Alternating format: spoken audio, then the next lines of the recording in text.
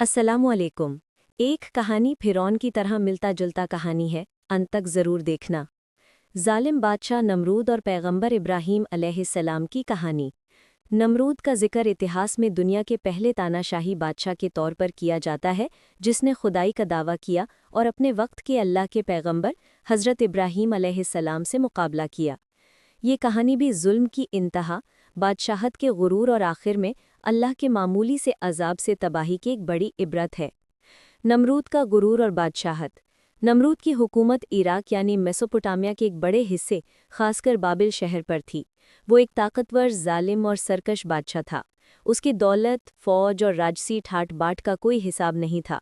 वो इतना घमंडी हो गया था कि उसने खुद को लोगों का रब यानी माबूद घोषित कर दिया और हुक्म दिया कि सब उसकी इबादत करे। ये बात भी फिरौन की खुदाई के दावे से मिलती है। नमरूद की बादशाहत में शिर्क यानी बहुदेववाद आम था। लोग तारों, ग्रहों और मूर्तियों की पूजा करते थे और नमरूद खुद उनकी इबादत को बढ़ावा देता था। हज़रत इब्राहीम अलैहिस्सलाम की विलादत। नमरूद ने ख्वाब देखा जिसमें एक बच्चे के पैदा होने से उसकी सल्तनत तबाह होती नजर आई। ख्वाब की ताबीर बताने वालों ने कहा कि जल्द ही एक बच्चा पैदा होगा जो तेरे जवाल का सबब बनेगा और तेरी बादशाहत ख़त्म कर देगा। फिरौन की तरह नमरूद भी घबरा गया और उसने ये हुक्म दिया कि उस साल पैदा होने वाले तमाम लड़कों को कत्ल कर दिया जाए। हज़रत इब्राहीम अलैहिस्सलाम की वालिदा ने उन्हें नमरूद के जल्लादों से बचाने के लिए जंगल के एक तंग गार यानी गुफा में जन्म दिया। इब्राहीम अलैहिस्सलाम कई साल तक दार में ही पले बढ़े और अल्लाह की कुदरत से उनका परवरिश का इंतज़ाम हुआ। जब वो बड़े हुए तो उन्होंने गार से बाहर आकर आसमान, चाँद, सूरज को देखा और अपनी अक्ल और फितरत से ये जान लिया कि ये सब माबूद नहीं हो सकते। उन्होंने उस अल्लाह रब्बुल आलमीन को पहचाना जिसने ये सारी कायनात बनाई है। हज़रत इब्राहीम अलैहिस्सलाम की दावत और नमरूद से मुकाबला। जवान होने के बाद इब्राहीम अलैहिस्सलाम ने अपनी कौम और बादशाह नमरूद को अल्लाह की इबादत की दावत देना शुरू किया। उन्होंने लोगों से कहा कि मूर्तियां जो ना कुछ सुन सकती हैं और ना ही कुछ कर सकती हैं, तुम्हारी माबूद नहीं हो सकती।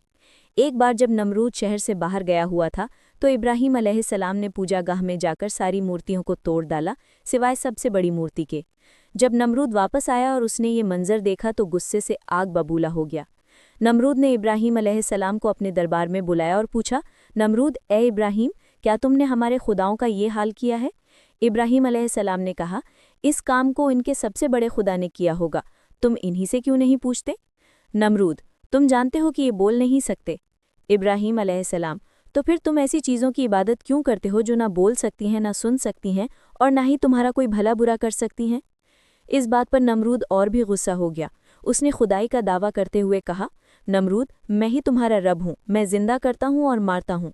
इब्राहीम अलैहिस्सलाम, मेरा रब वो है जो सूरज को मशरिक पूरब से निकालता है। अगर तुम रब हो तो इसे मगरिब पश्चिम से निकाल कर दिखाओ। नमरूद इस दलील से हैरान और लाजवाब हो गया, लेकिन फिरौन की तरह उसने भी अपनी हठधर्मिता नहीं छोड़ी। नमरूद का भयानक अजाब। नमरूद ने इब्राहीम अलैहिस्सलाम को इस जुर्रत की सज़ा देने के लिए उन्हें आग में जलाने का फ़ैसला किया। उसने 7 दिन और 7 रात तक आग जलाने का हुक्म दिया और एक गुलेल के ज़रिए इब्राहीम अलैहिस्सलाम को उस भयंकर आग में फेंक दिया गया। लेकिन अल्लाह की कुदरत देखिए, अल्लाह ने आग को हुक्म दिया, ए आग, तो इब्राहीम पर ठंडी और सलामती वाली हो जा। आग इब्राहीम अलैहिस्सलाम के लिए बाग बन गई और वो बाल बाल बचकर बाहर आ गए। ये वाक़या भी देखकर नमरूद का गुरूर नहीं टूटा। आखिरकार नमरूद को तबाह करने के लिए अल्लाह ने कोई बड़ी फौज या तूफान नहीं भेजा, बल्कि एक मामूली सा अजाब भेजा। अल्लाह ने मच्छरों का एक झुंड भेजा जिसने नमरूद की पूरी फौज को तबाह कर दिया। एक मच्छर नमरूद के नाक या कान के रास्ते उसके दिमाग में चला गया।